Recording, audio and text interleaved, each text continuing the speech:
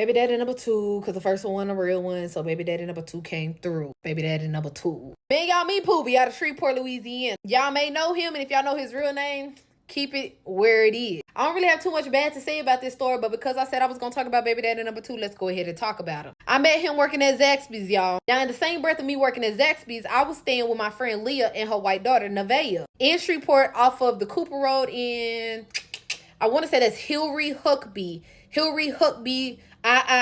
if I'm not mistaken. Anyways, I was working at Zaxby's, y'all. In my transition of leaving where Leah and them was and going into my own spot, I had applied for the apartments, the green and whites on North Market. It was taking them forever to approve me for whatever reason, but I had enough pocket change. My daddy had some money, so he kept sending me some money. So I was able to transition into a hotel room from the hotel to the green and white. Now, while I'm living in a hotel, y'all, I'm working at Zaxby's. Me and him just doing our job, basically. There ain't no extra rah-rah, ain't no extra communication. When there was an order up, he would tell me there was an order up. I would pass it out the window. If there was clarification that he needed on the order, I would give him clarification on the order, and we would go on about our business. So several weeks rolled around. I'm working at Zaxby's. He reached his hand through the window like, "Hey, Shrell, can you give me something to drink?" I turn around like, we ain't never talked before, so why the fuck did you ask me to step outside of anything along my work duties to give you something to drink? But hey, whatever. So I walk over to him and I'm like, "What do you want to drink?" He was like, "What do you suggest?" I was like, "Well, I drink the Minute Maid mixed berries. That's the only thing I'm gonna drink out of that remix little Coke machine." He was like, "Yeah, give it to me. Let me try it."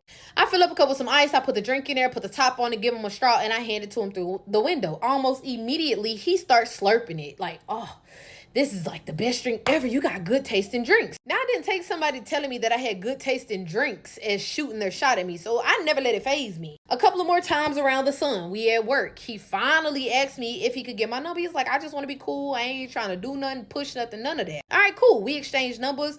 We start chit-chatting outside of work. He started telling me how beautiful I was. I started telling him he was handsome. But it was up until the next day we came to work that I actually got the chance to look at him, and I was like, damn, this motherfucker is fine. Now, it never dawned on me, y'all. All the people that I say fine, they always got somebody crazy attached to them behind. But in this particular situation, I don't think she was really crazy up until she was actually crazy, if that makes sense. Anyway, so me and him, we hanging out. We would go to the hotel. We would stay the night. He would go out and do whatever he would do. He would come back in. We would go to work, this, that, and the third. There would be particular nights where he did not stay with me. He went and stayed somewhere else. And I would just assume that he went and stayed with his other baby mama.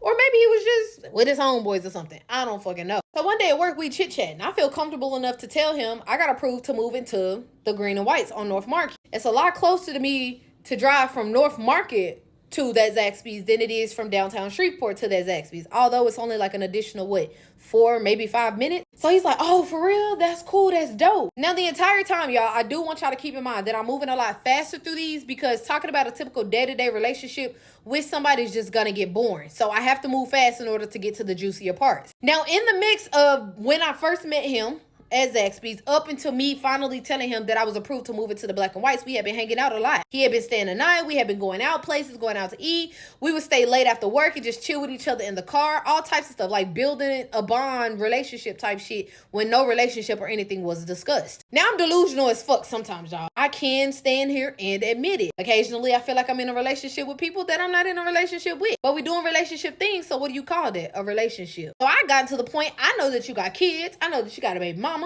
I know where your grandma live. I know where your mama live. I know all of this shit. You know what I'm saying? So I'm going to do my part. I'm going to play stepmama, even if you tell me that I'm not. So moving into the green and white, y'all, I had a 2-bed, 2-bath. Shopping for the house, I made sure that I got just enough for not only me and Jaylee, because it was just me and her at the time, but me, him, Jaylee, and his kids. Now, he had a little girl about the same age as Jaylee, so when I went and got Jaylee a bed, I got her a bed. I put both beds in the bedroom together, got it fully furnished, had a little princess room for the both of them. Now, like I told y'all, I'm delusional, so I'm sending him pictures like, "Oh, look, like I'm getting my house situated. This is what I got for the girls. Look at their TV, look at their lamps, look at all of this." He's like very receptive to it. I didn't know that it was a manipulative receptive, but he was definitely receptive to it. He was like, "All right, so where do I sleep?" And mama, don't worry about it, because I was going to show you that next. I unintentionally give him a tour of the entire house. I'm talking about new dishes. I'm talking about the little rug. Only thing I was waiting on was an actual couch. for my living room. But I had TV stands, all of that. And I bet you're wondering, like, what the fuck is this right here? Well, we're gonna get to that later. After getting my apartment completely furnished, y'all, my mom, Janet, she lived 45 minutes away in Longview. So her, my stepdad, my brothers and sisters, all of them,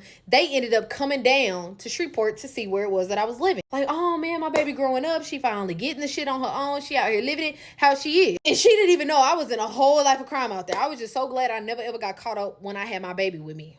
Thank you, Lord. So anyways, my mom's like, all right, y'all, well, it's time to get a picture. So we all lining up.